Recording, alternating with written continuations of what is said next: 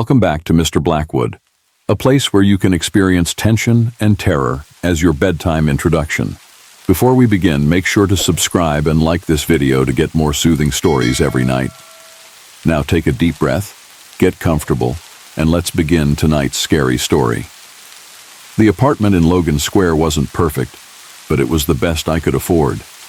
Chicago's rent prices were a nightmare, and finding a half-decent place in a semi-safe neighborhood without draining my entire paycheck felt like winning the lottery. The building itself was old, the kind that creaked under your feet no matter how lightly you stepped. The walls had that yellowed tint that no amount of scrubbing could fix, and the hallway smelled faintly of mildew and something else I couldn't quite place. But I figured with time, I'd make it home. I had barely started unpacking when there was a knock at the door. Not a hesitant single rap, but 3 sharp, deliberate knocks, followed by a pause. I wiped my hands on my jeans and opened the door. She was standing there, smiling. An older woman, probably in her late 60s, dressed in a long floral dress that looked a little too formal for just visiting a neighbor. Her silver hair was pinned neatly in a bun, and she wore a pair of round gold-rimmed glasses that made her dark eyes look larger than they should. "Hello, dear," she greeted warmly, her voice smooth like honey. "I saw you moving in and thought I'd introduce myself." "Oh, hi," I said, caught off guard by her presence. "That's really nice of you." "I'm Mrs. Whitaker," she continued, clasping her hands in front of her. "I live right next door, apartment 306. Been here for ages. It's always nice to see fresh faces in this building." I nodded, glancing past her into the dimly lit hallway. The building had seemed empty when I moved in, and I hadn't seen any other tenants yet. "Yeah, I just got in today," I replied, still trying to get settled. "Well," she said, her smile widening, "I know moving can be exhausting, so I made you a little something. Consider it a welcome gift." She extended a small white box toward me, wrapped neatly with a faded red ribbon. It had a surprising weight to it when I took it from her hands. "Oh, wow, that's really kind of you," I said, feeling a little awkward. I wasn't used to friendly neighbors. Back in my last apartment, people barely made eye contact in the hallway. "Nonsense, dear," she chuckled, waving a hand dismissively. "It's just a little something I like to do. We have to look out for each other, don't we?" I smiled and nodded, unsure of what else to say. "Well, I won't keep you," she said, stepping back. "Enjoy your gift, and if you ever need anything, don't hesitate to knock. I'm always here." With that, she turned and walked away, disappearing behind her door. I shut mine and turned the box over in my hands. It was a simple, unmarked cardboard box, a bit worn at the edges like it had been sitting in storage for a while. The ribbon was tied in a perfect bow, tight and precise. Something about it unsettled me. Maybe it was just the unexpected kindness. People in big cities weren't usually this warm, and I'd always been wary of unsolicited favors. But it was just a gift, right? Nothing sinister about an old lady wanting to be friendly. I set the box on the kitchen counter and untied the ribbon. The knot came loose easily, and as I lifted the lid, a faint but distinct smell hit me. Cinnamon, nutmeg, something warm and sweet. Inside was a slice of apple pie. A perfectly cut piece, golden brown, the crust flaking slightly at the edges. A small note was tucked beside it, handwritten in neat cursive. "Homemade just for you. Enjoy, Mrs. Whitaker." A new mirror, one just like the one I had seen back in the living room, but this one was glowing. And in the reflection, I saw something shifting behind me, something new, a shadow. But this time, it wasn't like the others. It was different. And as the mirror began to pull me toward it, I realized it wasn't just the past that was trapped in these reflections. It was the future. The reflection in the new mirror was me again. But this time, I was smiling. Not the terrified, broken grin I had before. I was smiling like I belonged here. I was smiling because I was one of them. The cycle had begun again, and I would never escape. Other faces, frozen in a silent scream, trapped in the glass, their eyes pleading. Their mouths opening as though they wanted to say something, but their voices were silent. I recognized a few of them, neighbors who had lived in the building before me, people I had seen once, gone now without a trace. The realization hit me like a blow to the chest. This was her collection. They were all part of it now, her collection of lost souls. And now I was one of them. "Welcome home," a voice whispered. I turned. There, standing in front of me, was Mrs. Whitaker, but she was no longer the old woman I had once known. Her body shimmered with an eerie glow, and her smile was so wide it looked like it could split her face open. "You'll be staying with us now," she said, her voice soft, sweet, but filled with a kind of dark satisfaction. I wanted to scream, to beg her to let me go, but I couldn't. The silence in this place was deafening, and every part of me screamed in terror as I realized there was no way out. But just as I was about to turn away, the last of my strength drained from me. I saw it. The door to the hallway, the door that had once been a means of escape, was closed. But it wasn't a regular door. It was another mirror. I was falling. The mirror stretched before me, its depths infinite, like it was pulling me into a different reality, one where nothing made sense, one where there was no escape. I reached out, my fingers brushing the cold surface of the glass, and I could feel it, something stirring behind the mirror, waiting, watching. Behind me, the shadow was closing in. Its form was still indistinct, but I could feel it now, the weight of it, the power, the suffocating darkness that had been lurking all around me. I felt my feet leave the ground. I was being pulled toward the mirror. It wasn't just the glass. It was the void, the space between this world and the one beyond, the one where Mrs. Whitaker existed, where all of her victims were trapped. And then, just before I crossed the threshold, the door to Mrs. Whitaker's apartment slammed shut behind me with a deafening crash. I was in, but not in the way I had expected. The world around me was dark, but not like a normal dark. It was alive, shifting, writhing, as though the very air was made of something thick and solid. The walls seemed to move like liquid, pulsing with an unnatural rhythm. I turned to face the mirror. I could still see myself in it, my reflection. But there was something terribly wrong. I wasn't alone anymore. There were others. A faint movement in the reflection, a figure standing behind me. I spun around, but there was no one. Just the same old empty room. But in the mirror, there it was. A shadow, looming, waiting. My heart slammed against my chest, and I realized the mirror was not a reflection at all. It was a portal. It was the way she pulled them in. It was how she took them, trapped them in a twisted world of her making, where they would live out their days as her collection. "You're going to be just like them," Mrs. Whitaker's voice came again, sharp and cold, sending a chill down my spine. Suddenly the mirror rippled, like water disturbed by a stone. I stumbled backward, hands flying to my face, heart pounding in my throat, and the room seemed to shift again, the walls melting, the air thick with a suffocating pressure. I tried to run, but the room closed in on me, pulling me toward the mirror, toward her. The shadow behind me grew, twisting, extending into the very air around me. I could feel its presence. It was real, realer than anything. I was already part of it. I tried to scream, but no sound came out. My mouth was dry, my vision blurring. The walls seemed to press in on me, and the mirror called to me, pulling me forward into its dark depths. And that's when I realized the truth. Mrs. Whitaker was never really dead. She was a part of something else, something older, something hungrier. She had been feeding it for years, and now it was my turn. Her form was pale, shimmering, like a ghost caught between worlds. Her eyes gleamed, hollow and unnatural, and that same smile, wide, too wide, stretching in a way that wasn't human. "Welcome, dear." Her voice echoed in the space around me, too loud, too clear. I felt it in my bones. I wanted to scream, to run, but I couldn't move. My feet were frozen in place, my body refusing to obey. "You've come far, haven't you?" she continued, her voice taking on a sickeningly sweet tone. "The others never make it this far. You're stronger than they were, but it won't matter. You'll end up just like them." I didn't understand. I couldn't understand. Who were the others? Why was she smiling at me like that? She stepped closer to the mirror, her reflection shifting with each movement, like it wasn't bound to the laws of the physical world. "This is where it all ends," she whispered, stepping toward me. "This is the place where I keep them, the ones I choose, the ones who get to be part of my collection." I wanted to run.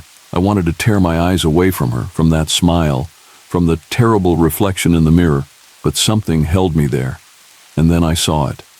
I stepped inside, and the moment I crossed the threshold, everything changed. I was no longer in the building I knew. The apartment building, the walls, the hallway, all of it faded. In its place was an entirely different scene. I stood in the middle of a room that felt familiar, yet completely alien. The walls were made of aged stone, covered in creeping vines. The ceiling was so high I could barely see it through the shadows. The floor beneath my feet was uneven, the air thick with an almost tangible dread. The room smelled faintly of decay, like a place long forgotten, a cursed space. And in the center of the room stood a massive mirror. It was different from the one I had seen before. This one was tall, almost stretching from floor to ceiling. Its frame was intricate, like it had been carved from dark wood and ancient gold. The reflection it cast was warped, a shimmering distortion that made my stomach lurch. And there, standing in front of the mirror, was Mrs. Whitaker. The door before me stood like a gateway to something I had no words for. I had crossed a line now. There was no going back. The air around me felt heavy, like it was pressing in on my chest, making each breath feel like an act of defiance. The hallway stretched in front of me, dark and endless, but that door beckoned like a promise I knew I shouldn't want. I took a step closer, my heart racing, the silence suffocating. The further I moved, the closer the shadows felt, like they were reaching out, pulling me into something far darker than I could imagine. The door itself was old, its wood cracked and weathered by time, but the lock, strangely enough, was new. Not just any lock, it was too perfect, like it had been installed just recently, just for me. My hand trembled as I reached out, fingers brushing the cold metal of the handle. I thought about turning back. I thought about running, screaming, escaping, but the fear that wrapped itself around my throat kept me rooted. A quiet, almost imperceptible voice echoed in my mind. "You're already here. You can't leave." My fingers closed around the door handle, and I twisted it slowly. The door creaked open. The long stretch of empty corridor, stretching endlessly into the dark. The lights above flickered, casting strange shadows on the walls. There were no windows, no doors, only darkness, and at the end of the hallway, a door. The door was different. Not like Mrs. Whitaker's apartment, but something darker, more ominous. Something that pulled me in like a magnet. I couldn't stop myself. Step by step, I walked toward the door. With each footfall, the shadows grew thicker, the air colder. I reached for the handle and turned it slowly. And what I saw on the other side made my blood run cold. Someone or something had been standing right there, watching me. In the corner of the picture, the faint outline of a shadow. It was too far in the background to see clearly, but I knew what it was. Mrs. Whitaker. But she wasn't standing. She was crouching, her face barely visible, her eyes glowing like something out of a nightmare. Something was pulling me into this photo, into her world. The next page, another image, me sitting in front of the cracked mirror. The room behind me now seemed to fade, like it was no longer real. The glass surface began to swallow the space around me, a deep abyss that was pulling the very fabric of reality apart. She was in the mirror. Her eyes gleamed at me from the reflection, smiling that twisted smile. Her fingers moved ever so slightly, as though she was reaching through the glass. I could hear her voice again, soft and honeyed. "Don't be afraid, dear. You're mine now." I slammed the album shut, trying to make the world around me stop spinning. I couldn't breathe, I couldn't think, I couldn't escape. Everything around me was falling apart. And then, the door to Mrs. Whitaker's apartment opened. But it wasn't the door I expected. The hallway beyond was empty. I stepped forward, my feet unsteady, as if the ground beneath me was shifting, becoming unstable. I stepped into the hallway, and then I saw it. It was sealed shut. The entire room felt like it was breathing with me, a living, pulsing thing closing in like a trap. I spun around, panic clawing at my chest. There had to be something to break this cycle. And that's when I saw it. In the corner of the room, sitting on the floor, the same old photo album. The same one I had just thrown across the room earlier. The one with my photos. The one with her. My hand shook as I reached for it again. I opened the pages, not knowing what I was hoping for. Some explanation, maybe a way out, something, anything to make this stop. And that's when I saw it. A new photo. It was a picture of me, but not from my apartment. It was from the hallway. My hallway, taken when I had first arrived, when I had just moved in. The exact moment I had stepped into the building. The woman in the photo was me. But something was wrong. I was smiling. But it wasn't my smile. It was a crooked grin. A smile that was too wide, too unnatural. I flipped the page, and there I was again. This time, the photo was taken from behind me. I turned to look at the hallway, the place I had been just moments ago. It was gone. The hallway, the elevator, the stairs, there was only a single door. The door to Mrs. Whitaker's apartment. And the mirror in the living room had vanished too. I stumbled forward, unable to breathe. My brain was on fire, sparking with too many thoughts, too many realizations, all at once. I tried the door handle. It was locked. I banged my fists against the wood, desperate, but the sound was hollow. No one would hear me. There was no escape. Behind me, Mrs. Whitaker's reflection moved again. But this time, it wasn't just her face, her hands. They reached out from the mirror, fingers curling toward me like they were trying to pull me in, drag me into the dark, into the place beyond the glass. I screamed. I backed away, turning and running for the living room, but the space in front of me kept shifting. The walls, the windows, the furniture. It was all warping, bending in on itself. I had to get out of here. I had to find a way back. But when I reached the window and tried to open it, it wouldn't budge. A sharp, deafening bang.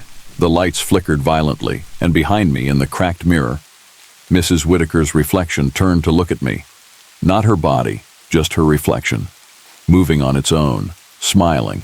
And then, she stepped out of the mirror. The meaning behind the gift. The photo album was never a gift. It was a warning.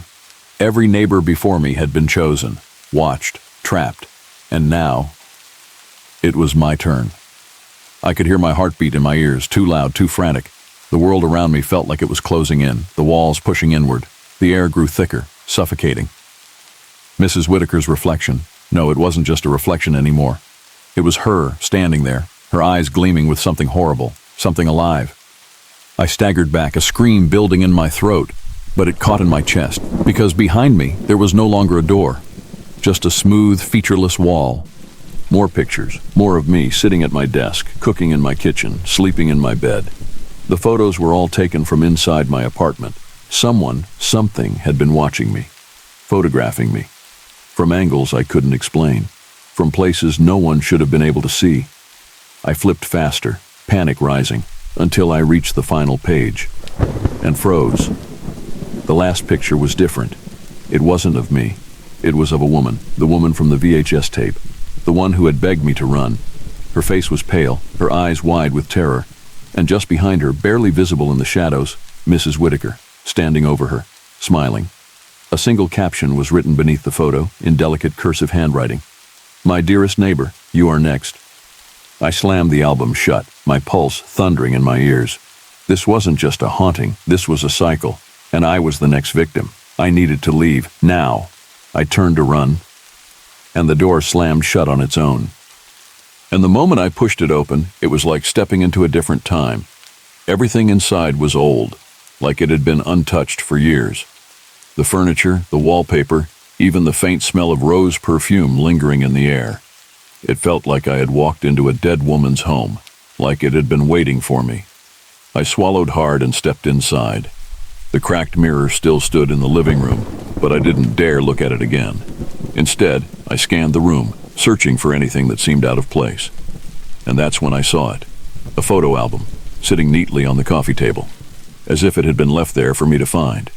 I hesitated, then slowly reached for it, my fingers brushing against the dusty leather cover. The moment I opened it, my stomach dropped, because the first page was a photo of me, standing outside my apartment. The date scrawled beneath it was the day I moved in. I flipped the page, my breath catching in my throat. Another photo, me, again. This time, unlocking my door, I turned another page, another. I didn't stop running until I was back inside my own apartment, slamming the door shut and locking it. My chest was heaving, my hands still shaking from what I had just seen. Mrs. Whitaker's reflection, her smile, that whisper in my ear, and the mirror. It wasn't just a mirror, it was something else. something wrong. I collapsed onto my couch, trying to slow my breathing. I needed to think. I needed to figure this out. I grabbed my phone and tried to call the police again. No signal. I frowned, glancing at the Wi-Fi router. The connection was dead too. A deep unease settled in my stomach. I was being cut off. Mrs. Whitaker, whatever the hell she was, wasn't going to let me leave this time. For hours I stayed in the apartment, pacing, my mind racing. I couldn't just sit here. I needed more information. And if the mirror had been a clue, maybe there was something else in her apartment that could tell me what was going on. I had to go back. Every part of me screamed not to, but if I didn't, I would never be able to escape this. So, against every survival instinct I had, I left my apartment and stepped back into the dark hallway. Mrs. Whitaker's door was still unlocked. I turned back to the mirror, my hands shaking. She was still there, smiling. Her reflection lifted a hand, but I felt nothing, like it wasn't a reflection at all, like she was somewhere else, watching me from the other side. A voice whispered, soft, gentle, right behind my ear. "You shouldn't have come back, dear." The lights flickered violently. The air turned ice cold, and then the mirror cracked, a single jagged fracture running straight through Mrs. Whitaker's smiling face. I didn't think, I ran. It was on hers. I turned to face her door. Then, before I could second-guess myself, I reached for the handle. It wasn't locked. I pushed it open and stepped inside. The first thing that hit me was the smell. Like old dust and rotting fabric, a heavy mustiness that clung to the air. The furniture was still there, the floral wallpaper, the pictures on the wall. But everything was coated in a thin layer of dust, as if no one had lived here in years. I swallowed hard, forcing myself deeper into the apartment. I reached the living room, and that's when I saw it. The mirror. It was massive, an antique standing mirror with an ornate frame, and as I stepped closer, I saw her reflection. Not mine, hers. Mrs. Whitaker was standing behind me. Except she wasn't. I spun around, heart hammering. The room behind me was empty. That much was clear, but that thing in the mirror, was that her too, or was it something else? I barely slept that night. Every time I shut my eyes, I saw that shadowy figure lurking in my room. By morning, I had made a decision. I needed to find out who she really was. I spent the entire day researching. I looked up past tenants of my apartment building, missing persons cases in Chicago, anything that might connect to what I had seen on that VHS tape, and after hours of digging, I finally found something. Whitaker, Margaret, deceased, died 5 years ago. I stared at the obituary, my mind unable to process what I was seeing. Margaret Whitaker had lived in my building for decades. She had died at the age of 82. There had even been a small memorial service held by a local church. But if she was dead, who the hell had I been talking to? The air in the motel room suddenly felt suffocating. I shut my laptop and stood up abruptly. I needed answers, and there was only one place to get them. I was going back to the apartment, back to Mrs. Whitaker's unit. When I returned, the hallway was quiet. My front door was shut, but deep down I knew the damage was already done. She had been inside, but right now my focus wasn't on my apartment. People passed by on the sidewalk, oblivious to the fact that my entire world had just shifted into something terrifyingly wrong. I paced back and forth, trying to calm my racing heart. I needed to think. I needed a plan. I needed to get the hell away from that apartment. But before I could do anything, my phone buzzed. A new text. Unknown number. "You left your door open, dear." I nearly dropped the phone. Cold dread sank into my bones. I hesitated, then slowly lifted my head to stare up at the building. A light was on in my apartment, and behind the window, barely visible through the thin curtain, a figure was standing there, watching me. I didn't go back inside. I couldn't. Instead, I checked into the nearest cheap motel, barricaded myself in the room, and tried to make sense of what was happening. Mrs. Whitaker had been inside my apartment. I couldn't move. I couldn't breathe. The knocking came from my bedroom, inside my apartment. Knock, knock, knock. Slow, patient. I took a shaky step back, my heartbeat slamming against my ribs. There was no way. I had locked my door. I had been gone all day. No one should be in here. But the knocking, it was real. I forced my body to turn toward the hallway, my legs feeling like lead. My bedroom door was slightly ajar, a sliver of darkness visible between the frame. From where I stood, I could see a glimpse of my mirror, and in that mirror, a figure was standing in my room, a shadowy silhouette, unmoving, featureless, watching. My stomach lurched. I couldn't make out details. No face, no clothing, just an outline, a presence. I took another slow step back, my breath coming in short gasps. My brain was screaming, "Run!" but my body was frozen in place. The knocking stopped. Silence. Then, the shadow moved. I bolted. I ran out the front door so fast I nearly tripped over my own feet. The hallway outside felt like the only thing keeping me from falling into some horrible nightmare, like if I looked back, I would see something I wasn't meant to see. I didn't stop running until I was outside the apartment building, my breath ragged, my hands shaking. I gagged, covering my nose. What the hell? I turned toward the kitchen, and my stomach dropped, because sitting there in the center of my dining table was the bouquet of rotting flowers, the same one I had thrown away this morning. The paper wrapping was soaked through with foul-smelling liquid, the petals curling inward like dried flesh, and tucked into the bouquet was a note, scrawled in elegant cursive. "You shouldn't have thrown them away, dear." The room spun around me. My knees nearly buckled. She had been inside my apartment while I was gone. I turned, stumbling toward the front door. Knock, knock, knock. I froze. The sound came from behind me. Not from the front door, not from the wall, from the bedroom. Knock, knock, knock. Slow, deliberate. Like something inside my apartment was letting me know I wasn't alone. His brows furrowed slightly. "Do you have it with you?" "No," I admitted. I threw it away. His expression flattened. I knew exactly what he was thinking. Crazy, delusional. A young guy with an overactive imagination, spooked by an eccentric old woman. "I can send an officer to do a welfare check," he said. "See if she's home, but beyond that, unless she's committed an actual crime, I don't have much to go on." I wanted to argue, to make him believe me. But I could already see that his mind was made up. I swallowed back my frustration and nodded stiffly. I lingered at a coffee shop for hours after leaving the station, afraid to go home. When I finally forced myself to return, it was already evening. The hallway was eerily silent as I stepped off the elevator. Mrs. Whitaker's door was still shut, still perfectly normal, as if nothing had ever happened. For a brief moment, I let myself hope that maybe, this was over. Then I stepped inside my apartment, and the smell hit me. Rot. At the police station, I tried to explain everything. I told them about Mrs. Whitaker, the gifts, the tooth in the pie, the moving doll, the VHS tape. But the moment I mentioned the tape, the officer in front of me, a man in his late 40s with graying hair, sighed and leaned back in his chair. "Son, do you have the tape with you?" I hesitated. "No, she never let me take it." He nodded slowly, rubbing his temple. "So you're telling me this old woman gave you a creepy tape, and when you watched it, you saw a woman in distress?" "Yes," I said. "She was warning me about something." "Did the woman identify herself?" "No." "Did you recognize her?" "No, but did you see a date, a location, anything that proves this wasn't just some old horror movie?"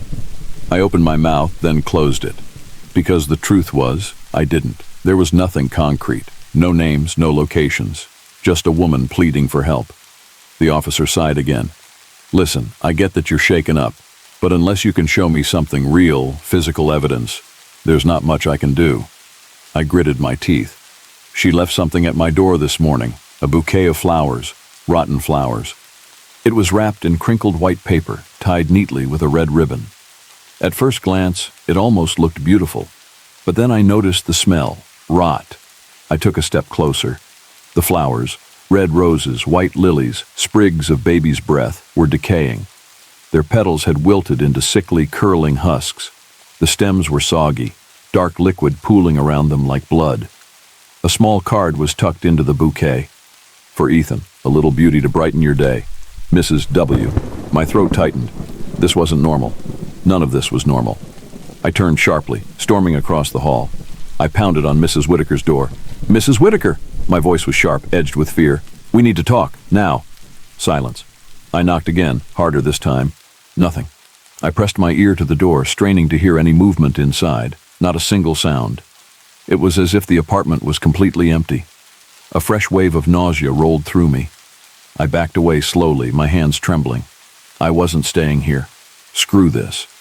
I turned, grabbed the disgusting bouquet with 2 fingers, and tossed it into the trash before practically running down the hall toward the elevator. I didn't sleep that night. Every time I shut my eyes, I saw her face, the woman on the VHS tape, the way her lips moved in silent terror, the desperate plea in her eyes. Please, don't let her do this to you too. What did that mean? Had she lived in this apartment before me? Had she been one of Mrs. Whitaker's previous neighbors? I sat in the dim glow of my bedside lamp, heart racing at every small sound. My apartment felt wrong now, like something unseen was lurking just beyond the edges of my vision. By morning, I had made up my mind. I was going to the police. I barely ate breakfast, my stomach too twisted with anxiety. The moment it was late enough to be reasonable, I grabbed my phone and keys, yanked open the door, and stopped. Because there, on the floor outside my apartment, was another gift, a bouquet of flowers. For a second, I just stared, pure, undeniable fear. I flinched, and then the screen cut to black. Silence, the room felt too still. I turned back to Mrs. Whitaker. She was still smiling, but her eyes were locked on mine. "Do you understand now?" she asked softly. My mouth was dry. Understand what? She reached forward and pressed the rewind button. The tape whirred. Then she played it again. The same woman, the same terrified eyes. But this time, as she mouthed the words, I could hear them. "Please, don't let her do this to you too." The air in the room thickened. My breath came shallow and fast. I stood up, backing away from the TV. I need to go." Mrs. Whitaker didn't stop me. She just watched as I bolted out of her apartment and slammed my door shut behind me. I locked it. I shoved a chair under the doorknob. I backed away, my chest heaving, my mind racing. Who was that woman? Had I just watched someone die? No, it had to be fake, some kind of sick prank. But then I remembered something. The look in the woman's eyes. It was the same look I had when I realized the doll had moved. I didn't sit down. Mrs. Whitaker took the tape from my hands, humming softly as she slid it into the player. The TV flickered to life, static. The screen was pure white noise, the kind that sent goosebumps crawling up your arms. Then, faintly, a voice. I leaned forward slightly. The static began to shift, forming blurry shapes. A room, a dark, shadowy space. Then, a person. A woman sitting on a chair, hands bound behind her back. My blood ran cold. She was shaking. Her face was blurry, but I could see her eyes. Wide, terrified. She was mouthing something. "What the hell is this?" I asked, turning to Mrs. Whitaker. But she wasn't looking at me. She was staring at the screen, her smile frozen, her fingers gripping the armrest of her chair. The woman on the screen continued mouthing words. I couldn't hear them over the static. Then, her head jerked violently to the side, like something had yanked her. The door opened almost instantly. Mrs. Whitaker was already standing there, smiling. "Ethan, dear, how lovely to see you." I hesitated, gripping the tape. You left this in my apartment." Her eyes flickered to the VHS tape, and her smile widened. "Oh, good. I was hoping you'd find it." I shifted uncomfortably. "Why?" Her expression didn't change. "Because you need to watch it." A chill crawled down my spine. "I don't have a VHS player," I said. "Oh, don't worry," she said cheerfully. "I do." She stepped aside, gesturing for me to come in. Everything in me screamed, "Don't go in there." But I stepped inside anyway. Mrs. Whitaker's apartment was immaculate. It smelled like cinnamon and lavender, and everything was too perfect. The furniture was antique, polished wood that gleamed under the warm light. Framed photographs lined the walls, black and white pictures of people in old-fashioned clothing, all staring directly at the camera. And then, at the center of the living room, was a massive wooden cabinet with a built-in VHS player. My stomach twisted. I already knew where it had come from. Mrs. Whitaker. I exhaled sharply, shutting the door behind me. Nope, not doing this. I grabbed the tape, fully intending to throw it in the trash. Knock, knock, knock. I jumped, nearly dropping it. The sound came from the wall, Mrs. Whitaker's apartment. I stared at the wall, my pulse hammering. It was just a coincidence, that was all. I swallowed, shaking my head, and threw the tape into the garbage can. I wasn't playing her weird little game anymore. Hours passed. I tried to focus on unpacking. I tried watching YouTube videos on my phone. I tried doing anything except thinking about the tape, but something kept gnawing at me. Why would she leave a VHS tape? What was on it? My brain kept looping through worst-case scenarios. Snuff films, some kind of cursed video, something else, something worse. At some point, I couldn't take it anymore. I fished the tape out of the trash. I didn't own a VHS player, but I was willing to bet that Mrs. Whitaker did. Before I could talk myself out of it, I left my apartment and stood in front of her door. Knock, knock, knock. I didn't go back to my apartment until well after dark. I spent most of the day aimlessly walking around Chicago, trying to convince myself that what had happened that morning wasn't real, that the doll hadn't moved, that I hadn't heard knocking from inside the drawer. Maybe I was just sleep-deprived. Stress does weird things to the brain, right? By the time I finally forced myself to return home, my stomach was growling, my feet ached, and the rational part of my brain was telling me I was an idiot for letting an old woman and a creepy doll freak me out. But the moment I stepped into my apartment, the uneasy feeling crept back in.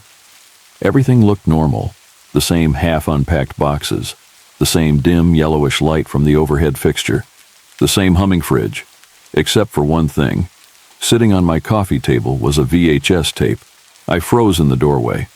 I didn't own a VHS player. I didn't own any tapes, and I sure as hell hadn't left this there. The tape was old, the kind in a black plastic case with a white label on the front. There was no writing on it, no markings, just a strip of yellowed tape where a title should have been. I turned slowly. The doll was now on my pillow. I froze. I knew without a doubt that I had not put it there. I had been alone the whole time. The door was locked. No one had come in. I swallowed hard and approached the bed. The doll sat there, motionless, its black button eyes staring up at me. I reached out and picked it up, turning it over in my hands. And then, I swear to God, I saw one of the buttons move, not fall off, not shift because of gravity. It moved, like an eye adjusting its focus. I dropped the doll instantly, backing away so fast I nearly tripped over my own feet. Nope, nope, nope, nope. I grabbed it again, forcing myself to be rational. I was just tired. My mind was playing tricks on me. Without another thought, I shoved the doll into a drawer and slammed it shut. I stood there for a moment, breathing heavily, and then, knock, knock, knock. I jumped. It came from inside the drawer. I didn't open it. I didn't dare. Instead, I grabbed my keys, my phone, and walked straight out of the apartment, needing to be anywhere but there. I looked down at the doll. Something about it made my skin crawl. Maybe it was the way the buttons were slightly uneven, giving it a lopsided, almost knowing expression. I wasn't about to keep it in my bedroom. I tossed it onto the kitchen counter and went to take a shower, hoping the hot water would wash away the uneasy feeling Mrs. Whitaker always seemed to leave behind.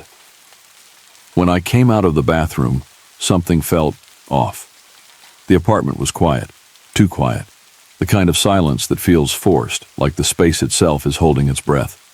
I glanced at the kitchen counter. The doll was gone. My chest tightened. I knew I had left it there. Had I knocked it over? Maybe it had fallen behind something. I walked over, checking the floor, the sink, even the trash can. Nothing. Then, out of the corner of my eye, something small sitting on my bed. That wasn't an answer. Before I could respond, she lifted the object in her hands. But never mind that. I brought you something else. It was a doll, a small fabric doll, about the size of my hand. Its body was made of old cloth, stitched together with thick black thread. Its head was round and smooth, with a simple face drawn on it, 2 black button eyes, and a thin red line for a mouth. I stared at it, unsure how to react. "You made this?" "Oh no, dear," she said, shaking her head. "It's very old, a family heirloom of sorts. I thought you might like some company in your new home." "Company?" I swallowed. "That's really thoughtful, but Please take it," she interrupted, pushing it into my hands. "It's important." The way she said it, "It's important," sent a chill down my spine. I hesitated, but took the doll. The fabric was rough against my fingers, the stitches uneven. I could swear it felt warm, as if someone had just been holding it for a long time. "Well," she said cheerfully, stepping back, "I'll leave you to it. Have a wonderful day, Ethan." She turned and walked back to her apartment, humming softly as she disappeared inside. I shut my door, locking it behind me. She stood in the hallway, still wearing that same floral dress from yesterday, her silver hair pinned neatly in place. She was holding something in her arms. I considered ignoring her. Maybe she'd go away if I didn't answer, but something told me she would just keep knocking. I took a deep breath and opened the door. "Good morning, dear," she chirped, smiling like we were old friends. Morning," I said, rubbing the sleep from my eyes. "I hope I didn't wake you." "You did." Her smile didn't falter. "Oh, I do apologize. I just wanted to check in. Did you enjoy the pie?" I stiffened. For a split second, I considered lying, telling her it was delicious, thanking her and closing the door. But the memory of the tooth made my stomach turn. "It was interesting," I said carefully. "There was something in it." Her smile widened. "Oh, I'm so sorry about that, dear. Sometimes little surprises find their way into old recipes." Sleep did not come easily that night. Every time I shut my eyes, I saw it. The tooth. The way it had nestled into the pie, hidden like some grotesque little prize. The taste of cinnamon and something else, something metallic, lingered in my mouth no matter how much water I drank. I kept telling myself it had to be a mistake. Mrs. Whitaker was old. Maybe she had an accident while baking. Maybe she lost a tooth and didn't notice. Maybe. But the way she had smiled at me when she handed me the box, that wide, knowing smile, it didn't feel like the smile of someone who had made a simple mistake. At some point, exhaustion won, and I drifted into a fitful sleep. I woke up to the sound of knocking. 3 sharp knocks. I sat up, heart pounding. For a moment I thought I had imagined it, but then, knock, knock, knock. The same deliberate rhythm as before. I glanced at my phone. 6:12 a.m. Who the hell knocks on someone's door at this hour? I hesitated before swinging my legs off the bed and moving toward the door. The apartment was silent, except for the hum of the fridge in the kitchen. I peeked through the peephole. Mrs. Whitaker. The note sat beside the plate, the cursive letters suddenly looking more menacing than friendly. "Homemade, just for you." I glanced toward the door. Should I go back and ask her about it? Demand an explanation? The thought of knocking on her door made my skin crawl. I grabbed the plate and dumped the rest of the pie into the trash, shoving the note in after it.